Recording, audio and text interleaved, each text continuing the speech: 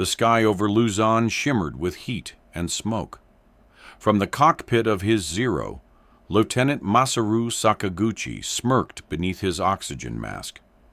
"They waste the sky like it's infinite," he muttered, watching the American fighter below pull into a reckless vertical loop. No cover, no wingman, just brute speed and blind confidence. It was idiotic. Beautiful, maybe, but idiotic. Masaru had flown over 200 missions. He'd outturned Spitfires, outclimbed Corsairs. He'd been taught discipline, formation, the sacred geometry of combat. Loops were for daredevils or dead men. He tilted his stick, locked on. Watch me teach this fool some order. But what Masaru didn't know was that in exactly 63 seconds, his world and 4 of his comrades would vanish into that loop. The sky hadn't turned gold yet. Just layers of gray and heat rising from scorched tarmac. Inside the operations tent at Clark Airfield, the smell of kerosene mixed with sweat and powdered chalk. A rusted fan clicked endlessly overhead, doing little to stir the humid air. Lieutenant Masaru Sakaguchi stood straight, arms behind his back, eyes locked forward. To his right, Captain Ishida tapped a bamboo pointer against the map. Enemy movement confirmed near Lingayen Gulf. 24 P-51 Mustangs. Escorts. Fast. Arrogant. He paused. They favor altitude over formation. Watch for the loop. The room chuckled, tight-lipped, military laughter. Masaru didn't. That maneuver again. He'd seen it last week. An American fighter, alone, had pulled into a full loop, exposing his belly mid-climb. In theory, a perfect target. In practice, 4 Japanese aircraft had fired, missed, and vanished. Masaru remembered the smoke, the silence on the radio, the sick sound of a body striking sea. It wasn't magic. It wasn't even clever. It was wrong. "You climb like that," his instructor once said, "and you spit on gravity itself." But America didn't worship gravity, or gods, or even doctrine. They worshipped force. Clark Airfield, Mechanics Bay, 0500 hours outside, ground crews swarmed over Zeros, checking ammo belts, fuel lines, oxygen tanks. Masaru's plane, tail number 312, gleamed with new paint. The rising sun emblem on its wings still sharp, like a wound waiting to reopen. Private Tomo, a 17-year-old with shaking hands and oil-stained knuckles, crouched beneath the engine cowling. "You ever flown against a Mustang, Private?" Masaru asked quietly. Tomo blinked. "No, sir. Just seen the holes they make." Masaru said nothing. He'd seen those holes, too. Perfect circles through steel, through men. "Don't trust their noise," he muttered. "The Americans build engines that scream like gods, but fly like fists." Flight line, verse 613 hours. The squadron lined up, 9 Zeros, each engine humming in sync.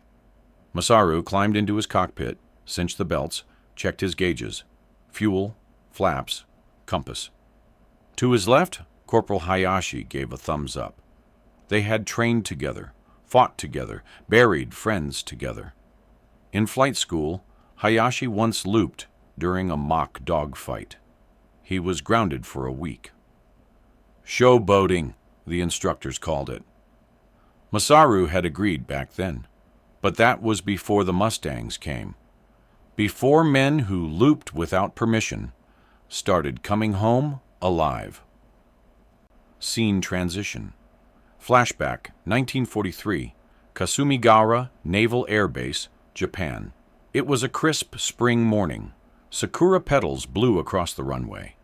Masaru stood at attention while a young cadet sobbed on his knees, his uniform ripped. He had broken formation. Tried a climbing roll during an exercise. "American nonsense," the officer said. They struck him in front of the class, with open hands, then silence. No improvisation, barked the chief instructor. Obedience is flight. Structure is victory. Masaru absorbed every word like scripture. Now, he wondered, were those petals falling or surrendering? Back to present. Aero 700 hours. In flight altitude, 9,000 feet. Heading north by northwest. Visibility, high. Masaru's squadron soared, in perfect V formation. The morning air was stable. No clouds, no surprises. And then, just ahead, near the blue curve of the ocean, silver flashes. Mustangs, 9 of them, flying loose, undisciplined, like they owned the sky. Masaru keyed his radio. Contact, 11 o'clock high. Maintain formation. No panic, no fear. They had numbers, tactics, history. They fight like jazz, he once said, but jazz is noise. He'd shoot the music out of the sky, but beneath that calm voice, something old stirred. Doubt, cutaway, Allied radio intercept, simultaneous. Raptor 1 to base, got a clean horizon, engaging, static. Then a voice. Don't let 'em bait you. If they loop, yeah. If they loop, we follow. The voice laughed. Let 'em come up.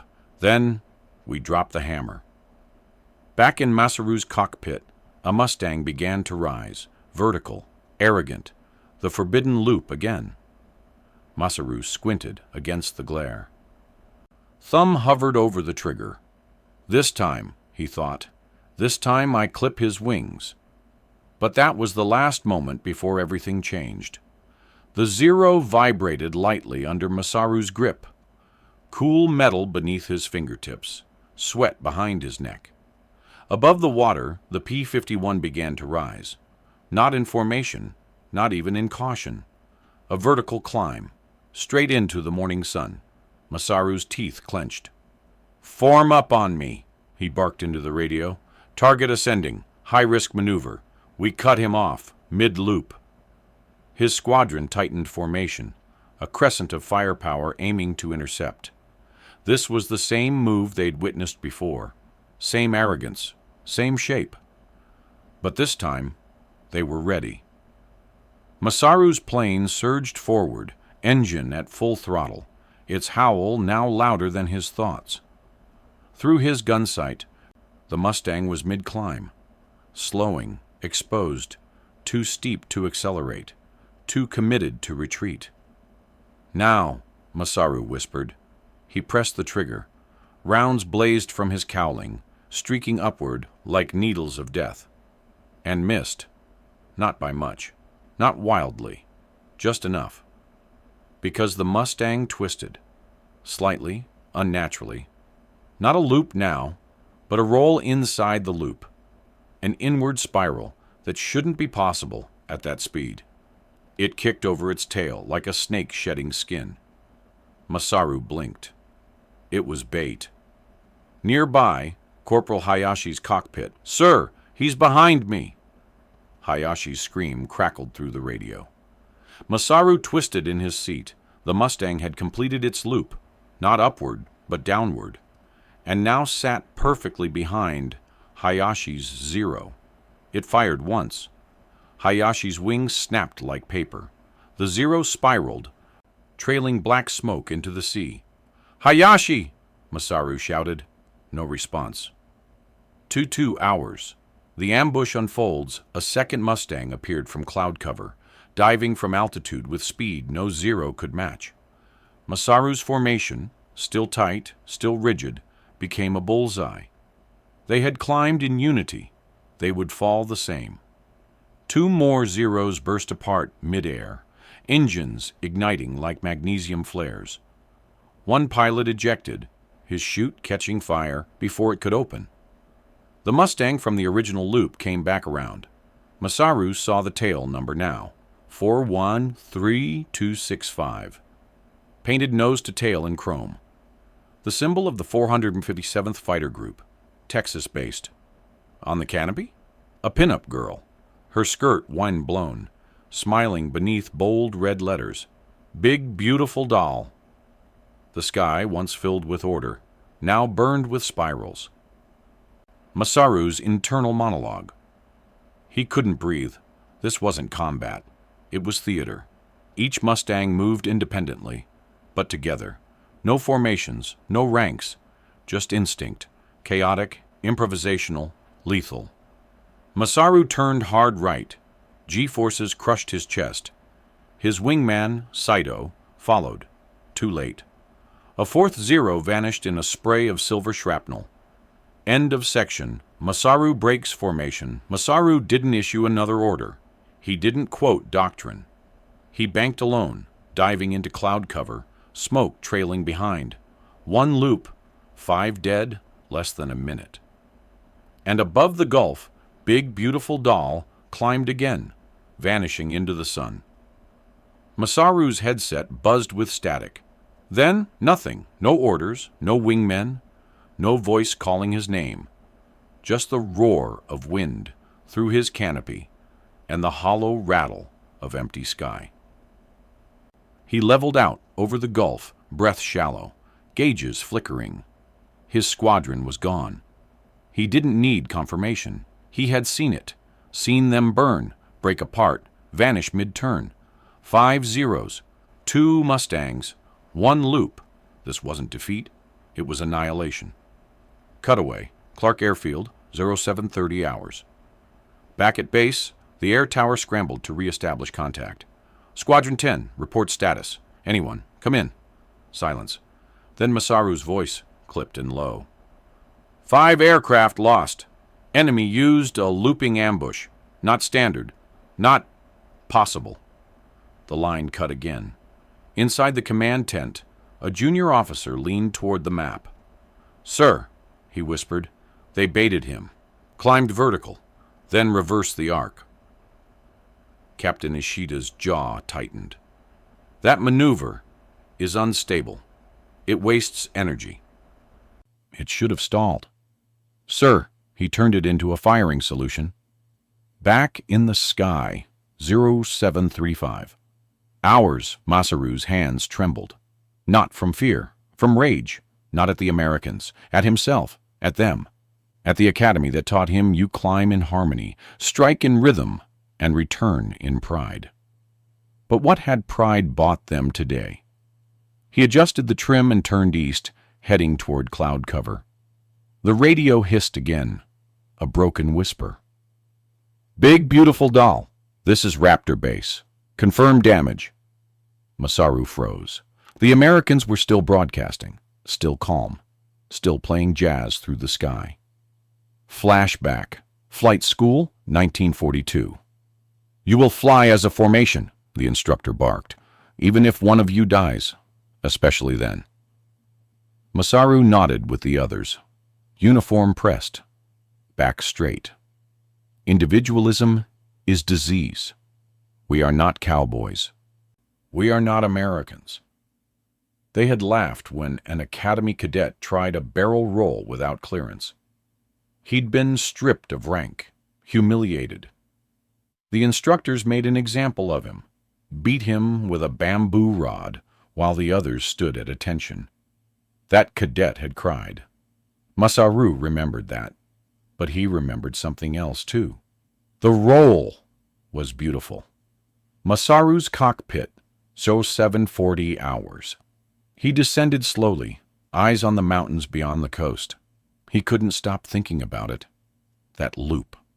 Not just the shape, the timing, the turn inside the turn, the hesitation, then kill.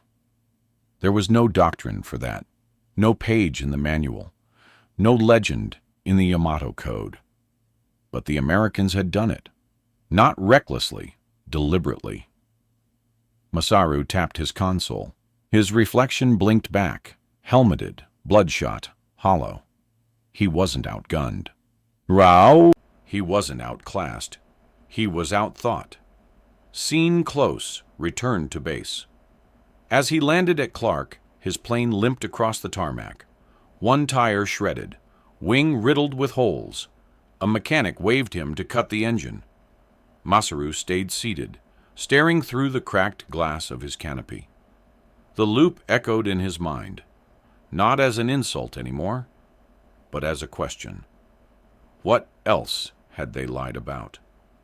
The debriefing room was silent, just the tick of a clock, and the scratch of pencil on paper as Masaru filled out the loss report.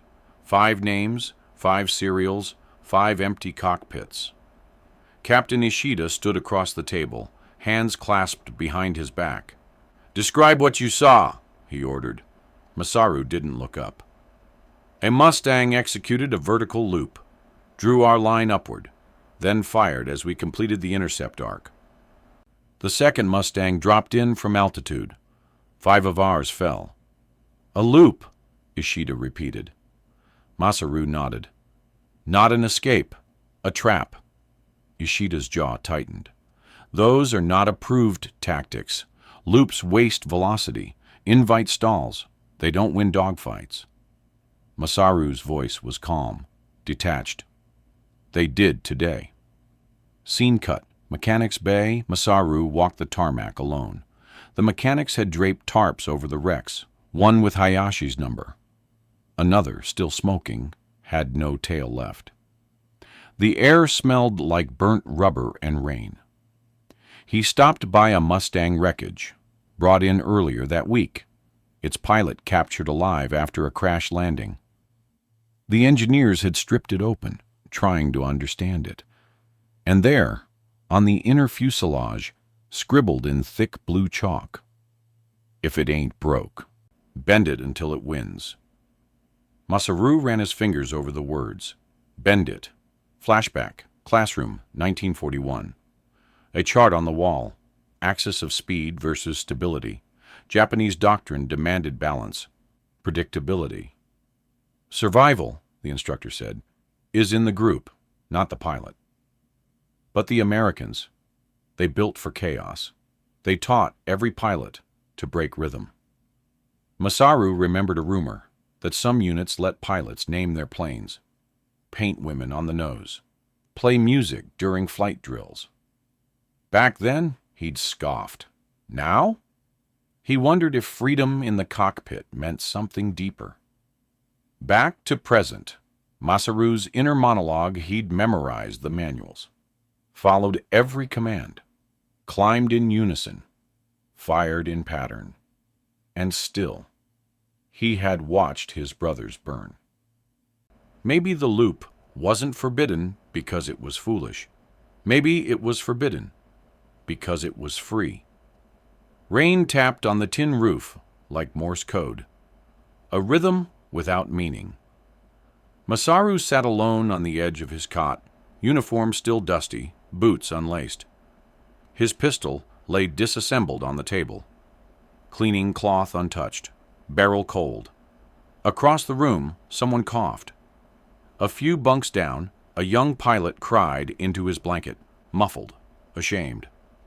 The air was thick with loss, and the stink of oil, rust, and old cigarettes. Masaru reached into his footlocker. He pulled out a small leather-bound notebook. Tucked behind loose pages was a photo. Flight school graduation. 8 men in white uniforms, arms stiff at their sides, smiles nervous. Hayashi was second from the right. They had believed they were prepared. But they hadn't been taught to survive the impossible. Cutaway. Intelligence Office, U.S. Army Air Forces, Luzon. An American officer reviewed combat footage taken from the wing-mounted camera of the Mustang marked Big Beautiful Doll. The film word, loop, break, fire, 4 zeros in under 45 seconds. The officer whistled. "Jesus, he flew it like a ribbon." A mechanic chuckled. "That ain't regulation." "No," the officer muttered. "It's better." Back at Clark, 0100 hours. Masaru stood outside the hangar, barefoot on wet concrete. The rain had slowed. Above him, the sky stretched black. No stars, no horizon, just cloud.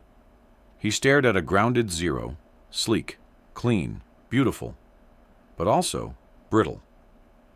He remembered what the American did mid-loop, the stall recovery roll, not in defiance of physics, but in complete command of it. That wasn't luck. That was freedom made lethal. Flashback, Academy Cafeteria, 1940. A young Masaru eats alone. A classmate slides in beside him, grinning, rebellious. "You ever wonder," the boy said, "what it'd be like to fly with no rules?" Masaru had frowned. "You mean recklessly?" "No, I mean truly fly." That boy was dismissed 2 weeks later for attitude unbecoming. Masaru had forgotten him, until tonight. Scene return, barracks mirror. He stared into the cracked glass above the sink. His reflection shimmered, part man, part ghost. He lifted a pen, and on the back of the photo wrote 6 words. "They fight without permission and win." A pause. Then, another line. "What if permission was the prison? Final beat, section close." Behind him, the radio played faint jazz from an American intercept, static. Then melody, a trumpet, smooth, off-tempo, improvising. Masaru didn't understand the notes, but he understood the freedom. The air was thick with morning haze. Masaru's hands trembled slightly as he adjusted the flaps. Not from fear. This time, it was something else. He was flying again. But today, the sky felt heavier. His squadron was smaller, only 4 planes now. Replacements had come in. Young faces, raw nerves. None had seen combat. Their confidence was unearned, their formation loose. Masaru didn't issue a speech before takeoff. He only said, "Watch everything, assume nothing." Then they launched. Row 815. Patrol south of Lingayen Gulf clouds moved like curtains across the ocean. Masaru scanned the horizon. Nothing at first, then movement. 3 Mustangs, low and fast, streaked across the southern edge of the radar sweep. They didn't see the Zeros yet. Masaru keyed the mic. "We engage. Break formation if necessary." One of the rookies flinched. "But sir, command says—" "I said engage!" He banked into pursuit, heart slamming against his ribs. The American planes began to climb, into a classic vertical arc, the loop again. Only this time, Masaru was ready. He began to climb too. 0820 hours, 12,000 feet. His vision blurred slightly under the G-forces. He adjusted the stick. The Mustang ahead was almost inverted, mid-loop. Masaru felt the moment coming.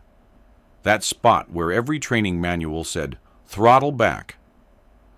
Pull flat." But he didn't. He climbed harder. The Zero began to shake. His wingman's voice cracked. "Sir, stall risk." Masaru said nothing. The nose of his plane pointed straight up now. Gravity fought him. His engine coughed. His gauges flickered red. And in that breathless, frozen second, he tried to loop. 0821 hours. The stall, the Zero pitched, but it didn't roll. It lurched. It paused mid-air, then dropped like a stone. Masaru's head slammed against the headrest. Alarms screamed. The Mustang was gone, above him now, spiraling out of reach. He gritted his teeth, kicked the rudder, pulled the stick left, tried to recover. He fell through cloud like a bird with snapped wings. Somehow, he leveled out, barely 800 feet above the ocean, breathing like a man reborn. Post-maneuver radio call. "Sir, your engine's trailing smoke." "I know. Are we returning?" Masaru didn't answer right away. He glanced at the horizon. The Mustangs were long gone. But in his gut, he knew the truth. He hadn't looped. Not really. He had tried to imitate a freedom he didn't yet understand. And it almost killed him. Seen close, Masaru alone. That night, he sat again with the photo, stared not at the faces, but the empty space between them. He whispered, almost bitterly, "They were right to laugh at us." The guard slid the door open without a word. Masaru stepped inside. The room was hot, still, sun pouring through dusty slats. At the far end, sitting cross-legged on a wooden bench, an American pilot. Blonde hair matted to his forehead, jumpsuit half-zipped, forearms resting calmly on his knees, like he had all the time in the world. On the floor beside him, a duffel bag, a can of Coca-Cola, and a helmet with a name stenciled in bold white letters. Lieutenant Charles McGinnis. The Mustang pilot. The pilot. The one who looped. Masaru stopped a few feet from him. No guards, no chains, just two men in a room. McGinnis looked up, smiled. "You fly one of those Zero things?" he asked. His voice was rough, like gravel soaked in whiskey. Masaru didn't respond. "Figured," McGinnis shrugged, popping the soda open. "Y'all fly tight, clean, like dancers. Beautiful, really." He took a long sip, exhaled. "Me? I fly like a drunk playing jazz." Flashback, Masaru's mind, training drill, 1942. "You will never name your aircraft," the instructor had shouted. "You are not cowboys." No symbols, no music, no personality. The plane was an extension of the nation. But McGinnis? He had painted a woman on his, named her, danced with her in the sky, back in the room, 1435. Hours Masaru spoke finally. "That maneuver you used, the loop." McGinnis grinned. "Hell yeah. Pretty, wasn't it?" Masaru stared. "It's not in any manual." "Nope." "You're not trained to do that." "Nope." McGinnis leaned forward, resting elbows on knees. "They trained me to shoot, to survive. The rest," he tapped his temple. "That's just instinct. My old man taught me to drive tractors before I could ride a bike. Loops? I figured 'em out in Kansas." Masaru's jaw tightened. "You defied everything we believed." McGinnis looked at him, really looked, and said softly, "That's why we won." Cutaway. Outside the compound, two American guards leaned on the fence, smoking cigarettes. One of them nodded toward the window. "You see that Jap pilot? He's different. Doesn't look angry." "Yeah," the other said. "He looks tired." Scene return. Masaru watching McGinnis. McGinnis stood and stretched, tossed the empty soda can into a bin. "Truth is," he said, turning toward the door, "you guys fly better than we do. But we're not trying to be better. We're just trying to win." He stopped at the threshold. "Permission's a hell of a thing. Once you stop needing it," he smiled, "you start to fly." Scene close. Masaru alone in the room. The air was still warm from where McGinnis had sat. Masaru walked over, touched the helmet, the letters, the sweat-worn strap. He didn't take it. He didn't need to, because what he'd seen wasn't hardware. It was culture, and the loop wasn't just a tactic. It was a worldview. Masaru sat beneath a single bulb. It flickered above the metal desk like a dying star. He opened his logbook, not to write a flight report, not to record altitude or heading, but to confess. He wrote, "They wasted the sky like it was infinite. That is what I believed. That they flew without form, without honor. That they betrayed the sky's order with their loops and dives. I was wrong." He stared at the ink as it soaked into the paper. No censor would read this. No commanding officer would approve. But that didn't matter anymore, because something had broken, not in the sky, but in him. Flashback. Classroom. 1941. A quote written on the blackboard. "Obedience is freedom. Structure is survival." Masaru had copied it word for word. Now those words felt like a prison wall crumbling behind him. Return to present. Masaru's reflection. He looked out the window. A new day. The same war. But something had shifted. The Americans weren't just better equipped. They weren't just louder, faster, richer. They were allowed to try, to fail, to improvise. He thought back to the Mustang's movement. Not graceful, not traditional, but human, alive. He wrote again, "They fight without fear of failure. We fight without permission to change." The loop is not chaos, it is trust. In themselves, in the machine, in possibility. Cutaway. Base Chapel, later that morning, a chaplain read over a folded paper. A translator whispered, "He says he envies the Americans, not their machines, but their minds."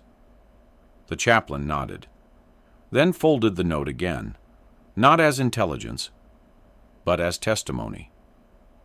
Scene close. Loopback Masaru stood outside the hangar that night.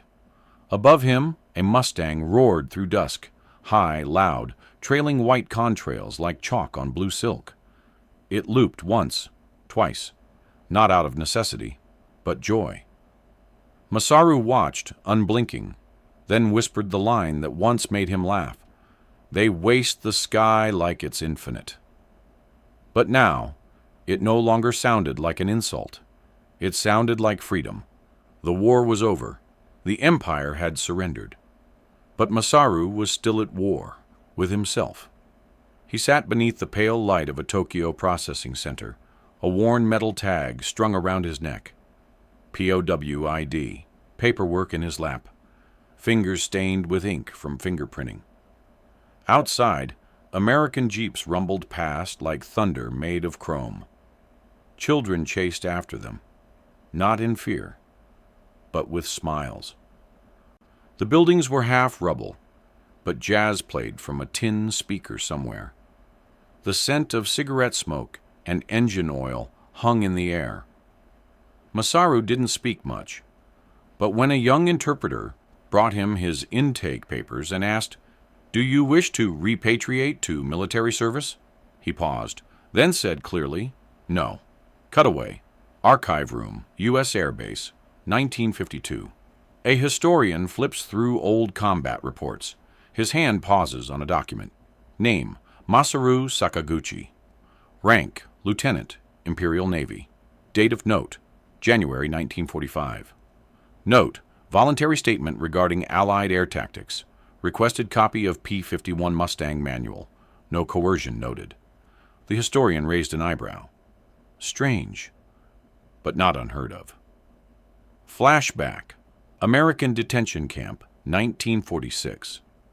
Masaru had sat quietly during English lessons, not because he loved the language, because he needed to read the loop.